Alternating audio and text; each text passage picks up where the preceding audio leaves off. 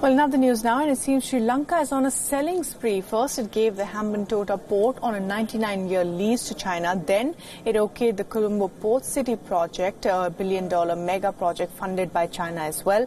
Now, the island nation is mulling a law to enable Sri Lankan citizens to sell land to foreigners. The bill could not be taken up today due to the ruckus in the House. President Sri Sena is being accused of sending death threats to lawmakers from Prime Minister Vikramasinghe's group. Now, MPs of the UNP and Mahinda Rajapaksa's UPFA also claimed to have received such threats.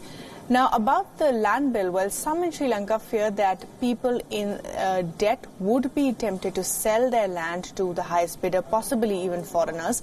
Given the competition between China and the US for influence in Sri Lanka, some political parties opposed to Prime Minister Ranil Wickremesinghe claimed that it would allow American multinational companies to own large tracts of land.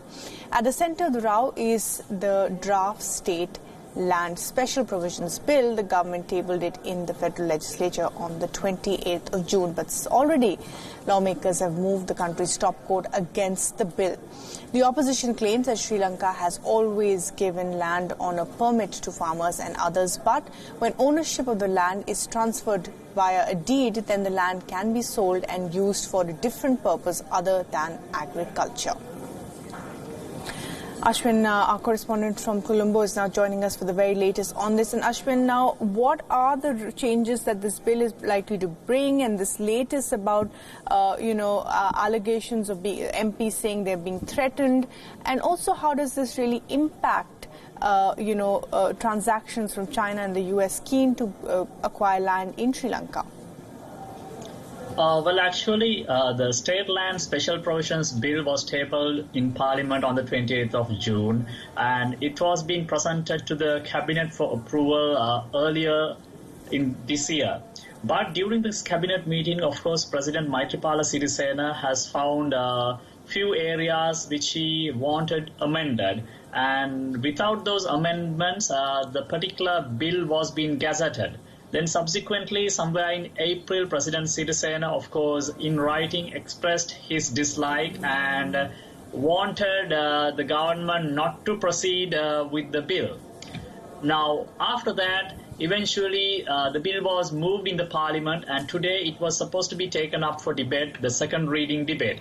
However, several individuals and parties have gone and sought a legal remedy, filing a couple of petitions at the Supreme Court. Now that there are pending court cases, the Parliament, of course, decided not to move on with the debate until the Supreme Court gives its determination. Meanwhile, during today's Parliament, the UPFA lawmaker Roshan Ranasinghe, who's also from the opposition, which is being represented by former President Mahinda Rajapaksa and current President Maithripala Sirisena. Right. So it's a quite alarming situation because right. Clearly a very alarming situation there. Ashwin, thanks very much indeed for joining us and sharing the latest on Sri Lanka. Well, in other news...